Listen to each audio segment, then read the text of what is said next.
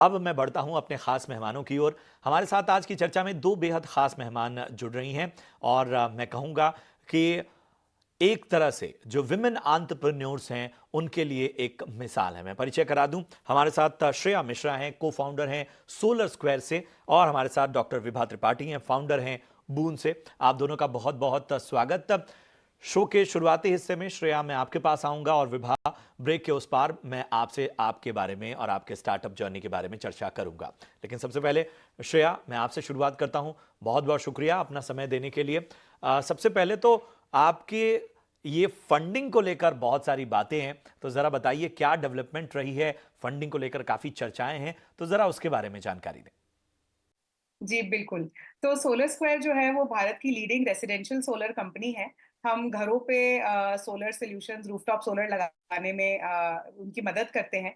और solar square ने अभी $40 मिलियन यानी लगभग 330 करोड़ की सीरीज बी फंडिंग उठाई है। इसके पहले भी हमने लगभग $19 मिलियन की फंडिंग कंपनी में उठाई हुई थी। और ये फंडिंग हमारे और आगे ग्रोथ प्लान्स को आगे बढ़ाने में हमें हेल्प करेगी। तो ये जो सीरीज बी फंडिंग है ये लाइटस्पीड द्वारा लीड करी गई है, जो एक मार्की वेंचर इन्वेस्टर है इंडिया के। और ये मैं भी बताना चाहूंगी कि ये जो $40 मिलियन का सीरीज बी है, ये पूरे इंडिया में किसी भी सोलर स्टार्टअप का सबसे लार्जेस्ट राउंड है। तो काफी हमारे लिए हम्बलिंग मोमेंट है कि हमारी एम्बिशन के लिए हमें ये फंडिंग मिली है। एंड इस फंडिंग से अब हम हमारे सर्विसेज अभी इंडिया के 20 शहरों में हैं। और इस फंडिंग से अब हम अपनी सोलर स्क्वायर की सर्विसेज को इंडिया के 50 शहरों तक लेके जाना चाहते हैं। और ज्यादा घरों को सोलर जाने में उनकी सोलर जर्नी में हेल्प करना चाहते हैं। श्रेया, जाहिर सी बात है जब फंडिंग की बात हो रही है तो कौन कौन से अहम पड़ाव रहे, कौन कौन से निवेशक रहे जो आपकी इस फंडिंग जर्नी, आपकी इस एंटरप्रेन्योर जर्नी में मील का पत्थर बने। जी, बिल्कुल। तो सोलर स्क्वायर की रेसिडेंशियल सोलर जर्नी की शुरुआत हुई थी 2021 से। और 2021 के एंड में ही हमारी पहली $4 मिलियन की सीड फंडिंग हुई। उसके बाद 2022 में लगभग 9-10 महीने बाद ही हमारी कंपनी में लगभग 100 करोड़ की या 11-12 मिलियन डॉलर्स की सीरीज ए फंडिंग रही। और अभी 2024 में हमने ये $40 मिलियन का सीरीज बी उठाया है। तो पिछले 4 सालों में ये हमारी फंडिंग जर्नी रही है, प्रशांत।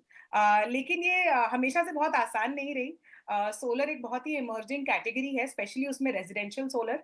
तो इंडिया में जब हमने 4 साल पहले शुरुआत करी थी, तो सिर्फ और सिर्फ आधे परसेंट इंडियन घरों में या उससे भी कम घरों में सोलर लगा था। आज 2024 में इंडिया लगभग 1% घरों में सोलर का पेनिट्रेशन पार हो चुका है। लेकिन ये पिछले कुछ सालों में इंडिया का जो सोलर रेवोल्यूशन है वो बहुत बड़े तरीके से प्ले आउट किया है। प्रधानमंत्री जी ने भी प्रधानमंत्री सूर्यघर योजना का अनाउंसमेंट किया है, जिसमें इंडिया की टारगेट है अगले 3 सालों में 1 करोड़ घरों पे सोलर लगाना। तो इंडिया की सोलर स्टोरी एक बहुत ही इसमें एक पन्ना पलटा है और एक बहुत ही बड़ा रेवोल्यूशन इस इंडस्ट्री में आने वाला है। मेरा मानना है आने वाले सालों में घर घर में सोलर होगा। लेकिन जो फंडिंग की जर्नी थी शुरुआत में इतनी आसान नहीं थी, क्योंकि मोस्ट वेंचर इन्वेस्टर्स को ऐसा लगता था कि ये कितनी बड़ी कैटेगरी है, क्या घर घर में सोलर होगा। पर हमारा हमेशा से ये बिलीव था कि रूफटॉप सोलर ही इंडिया की एनर्जी का फ्यूचर है। एंड मेरा मानना है ये बिल्कुल टेलीकॉम रेवोल्यूशन की तरह होगा कि जैसे हर हाथ में आज मोबाइल फोन है, वैसे ही हर घर रूफटॉप सोलर से ही पावर्ड होगा। बट पहले 2022 में हार्डली कुछ इन्वेस्टर्स ने सोलर स्क्वायर में इंटरेस्ट लिया था। बट उस समय हमारा सीरीज ए लीड किया था एलिवेशन कैपिटल ने, जो एक मार्की इन्वेस्टर है, जिन्होंने Swiggy, Paytm, urban company, Meesho, इस तरीके की कंपनीज को में भी इन्वेस्ट किया है। और उसी के साथ साथ American firm lower carbon capital, जो कि एक क्लाइमेट टेक इन्वेस्टर है, उन्होंने भी इंडिया में अपना फर्स्ट इन्वेस्टमेंट सोलर स्क्वायर में किया था।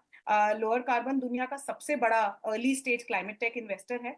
और वो भी हमारी कंपनी में तब से जुड़े हुए हैं और हर राउंड में उन्होंने सोलर स्क्वायर में इन्वेस्ट किया है।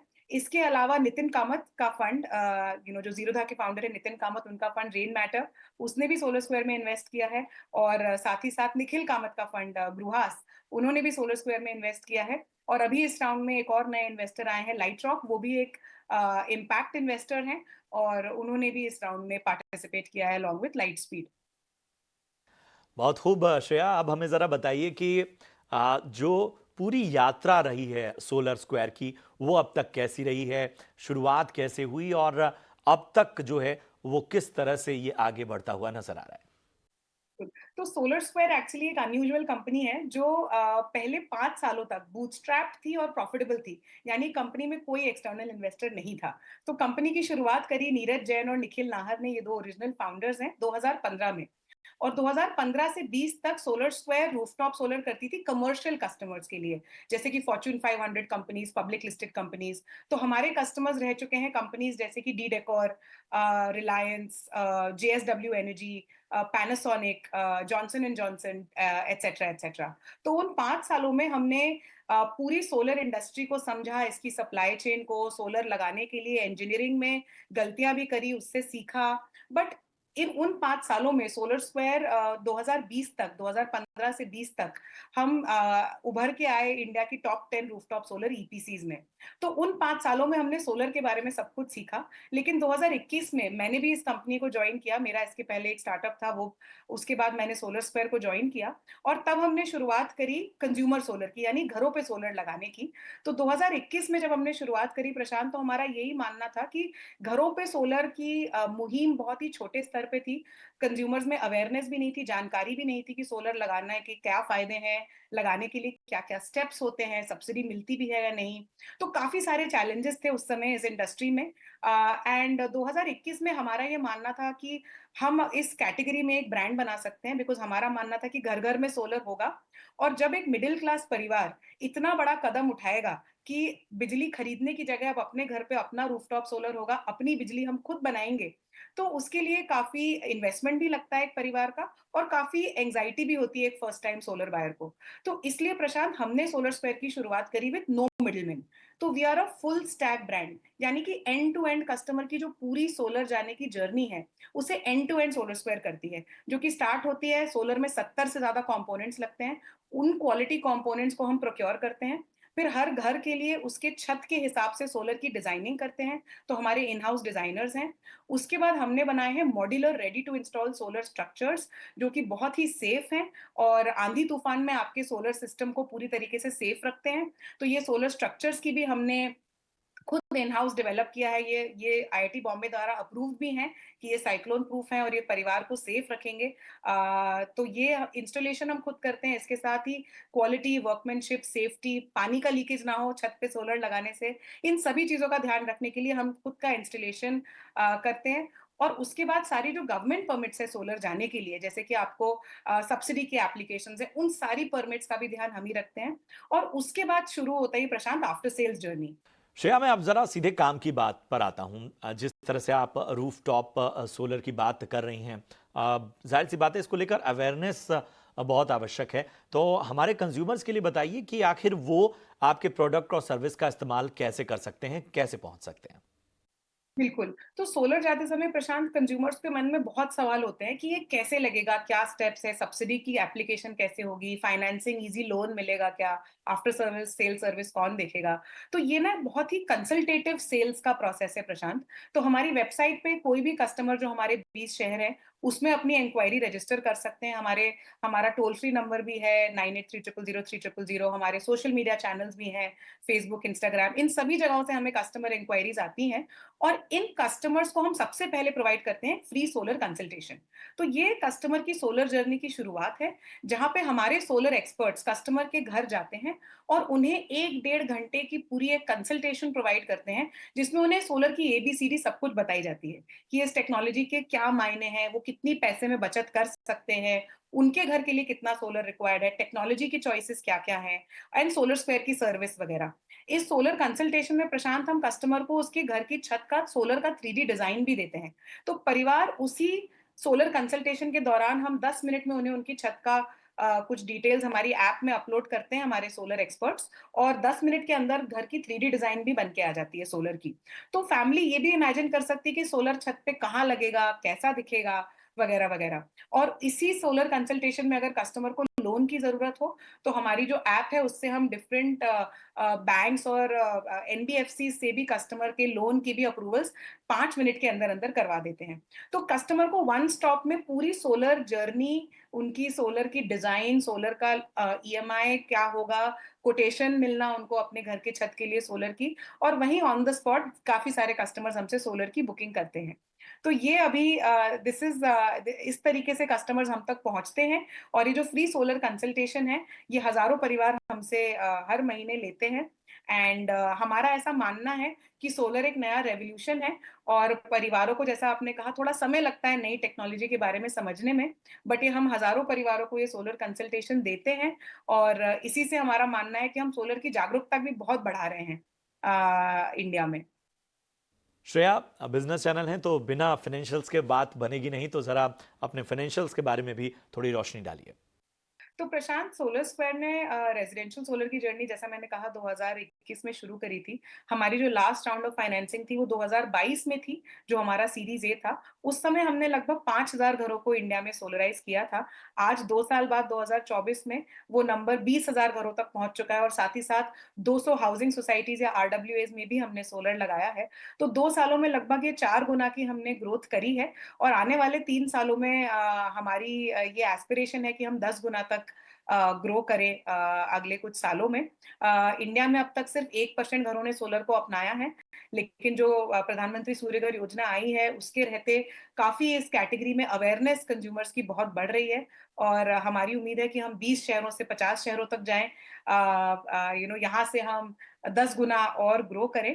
और अगर मैं फाइनेंशियल्स की बात करूं, तो इस साल हम लगभग, हमारा रन रेट अभी 400 करोड़ से ज्यादा है। तो और जहाँ तक की बात रही प्रॉफिटेबिलिटी की, तो अभी हम प्रॉफिटेबल तो नहीं है, लेकिन उसके काफी पास आ चुके हैं। शायद कुछ ही महीनों में प्रॉफिटेबल भी हो जाएंगे, 2 से 3 महीनों में। लेकिन अब ये जो फंडिंग आई है, इसको अब हम वापस अपनी ग्रोथ में इन्वेस्ट करेंगे। तो हमारा पहला टारगेट है कि हम मार्केट शेयर कैप्चर करें, ज्यादा शहरों तक अपनी सर्विसेज पहुंचा पाएं, और उसी के लिए हमने इस फंडिंग को भी रेज किया है। बहुत बहुत शुक्रिया करेंगे श्रेया, बहुत अच्छा लगा आपसे बातचीत करते हुए। और सबसे अच्छी बात यह है कि एक ऐसा सेक्टर में तब आपने दिलचस्पी दिखाई या भरोसा दिखाया जब शायद उतनी ज़्यादा अवेयरनेस नहीं थी, और एक कन्विक्शन ही है कि आपने इस मुकाम पर इसे पहुंचाया है। आपको, आपकी टीम को हमारी ओर से ढेर सारी शुभकामनाएं आगे के सफ़र के लिए। चलिए, यहाँ रुकेंगे एक छोटे से ब्रेक के लिए। ब्रेक के उस पार हमारे साथ जुड़ेंगी विभा, और उनसे जानेंगे हम उनके स्टार्टअप और उनकी एंटरप्रेन्योर जर्नी के बारे में।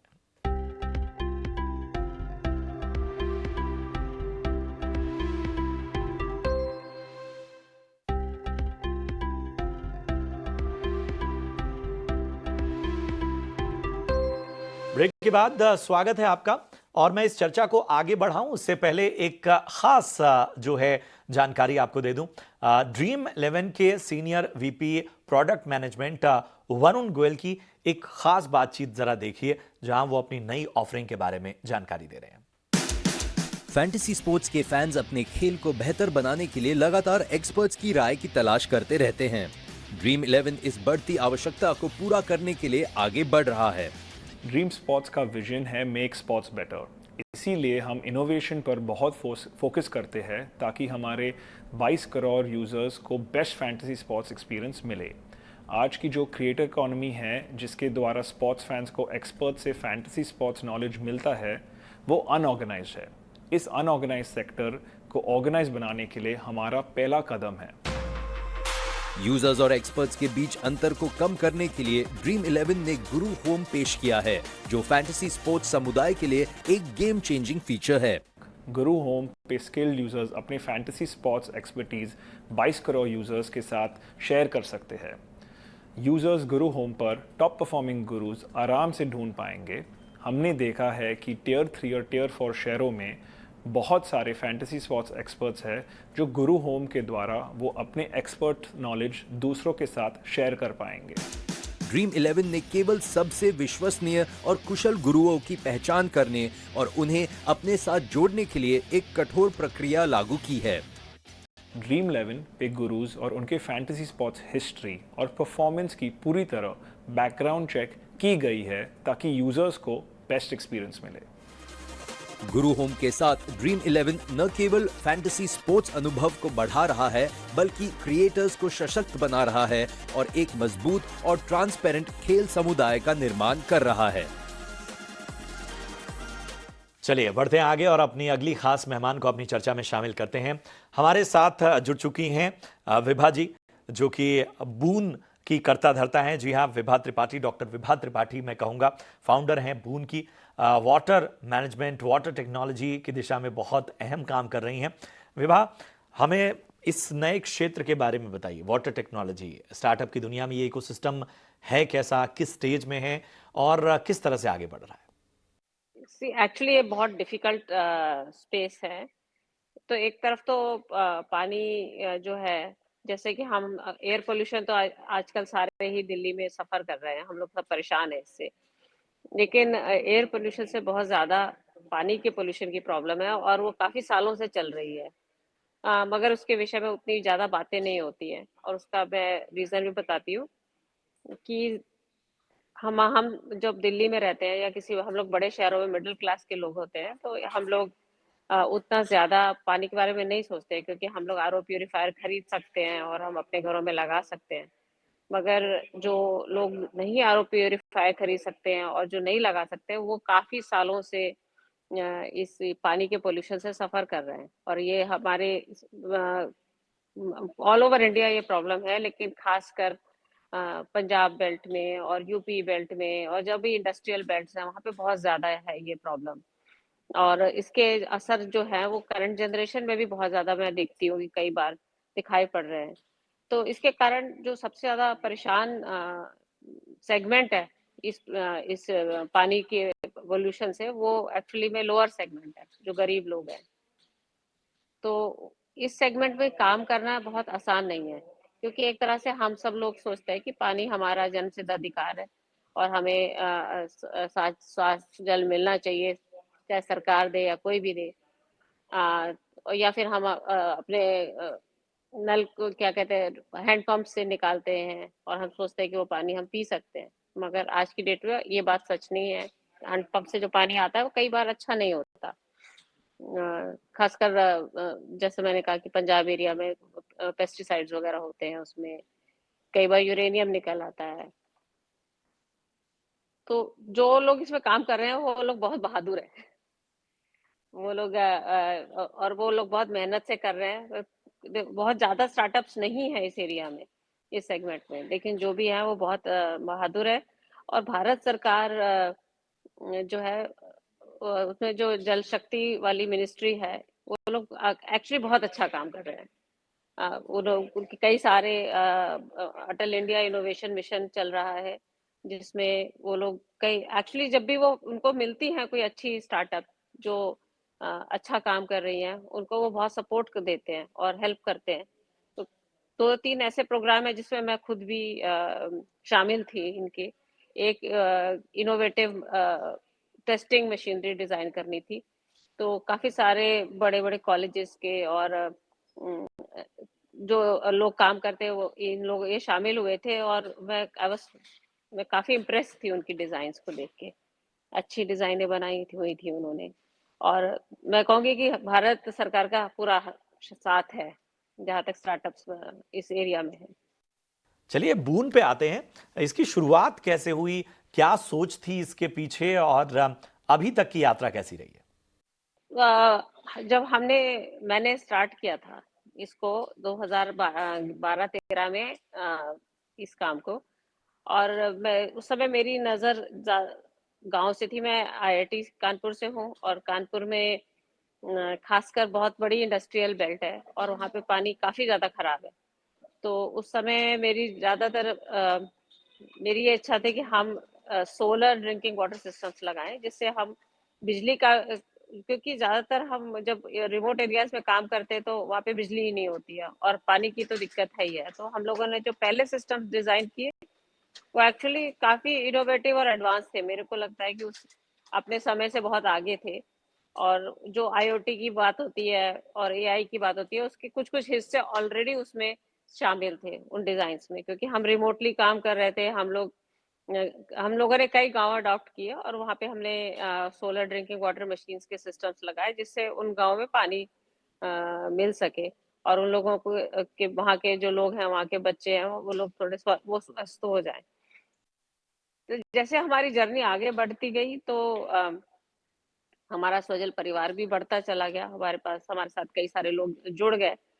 तो उससे पहले मैं सिर्फ एज अ सोशल वर्कर ज़्यादा सोचती थी, और फिर उसके बाद मुझे लगा एक कमर्शियल एंगल की ज़रूरत है, क्योंकि हमारे को अपने जो हमारा परिवार है उसको भी, उनकी भी देखभाल करनी है। तो उस समय हम लोगों ने जब हम लोग स्टडी कर रहे थे water landscape, then we realized कि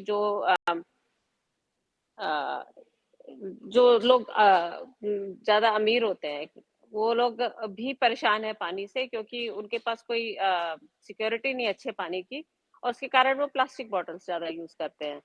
और प्लास्टिक बॉटल्स अपने आप में एक बहुत बड़ा श्राप है, क्योंकि वो जाके इकट्ठी होती हैं गरीब बस्तियों में, और वहाँ पे पहाड़ बन रहे हैं प्लास्टिक के।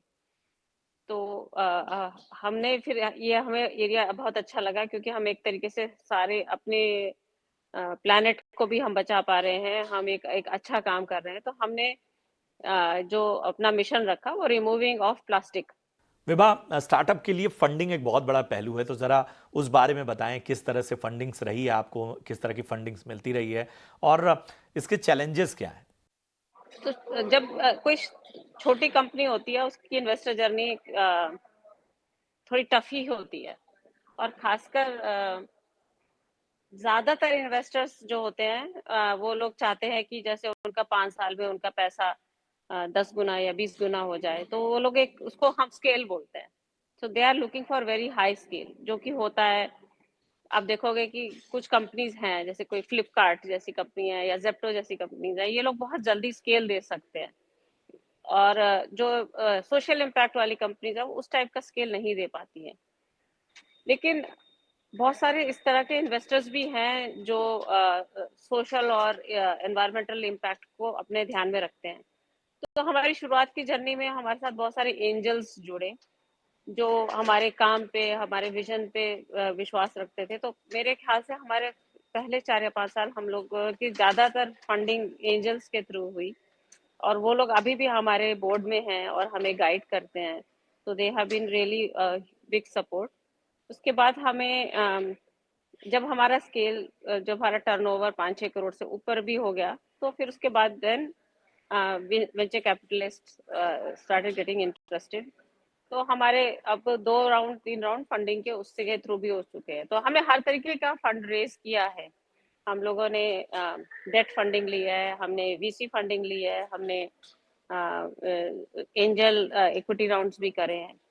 तो आई थिंक डिपेंडिंग ऑन हम अपनी ग्रोथ जर्नी में कहाँ पे हैं, उस पे डिपेंड करते हुए हमारे को सही लोग भी मिल जाते हैं। और इस वक्त तो हम अगर चाहें, हमारे पास हम जो है, हम वेंचर कैपिटलिस्ट को ढूंढते नहीं है, वो हमारे पास आ रहे हैं कि हमको आपका विजन सही लग रहा है, आपका काम अच्छा लग रहा है, हम आपसे इन्वेस्ट करना चाहते हैं।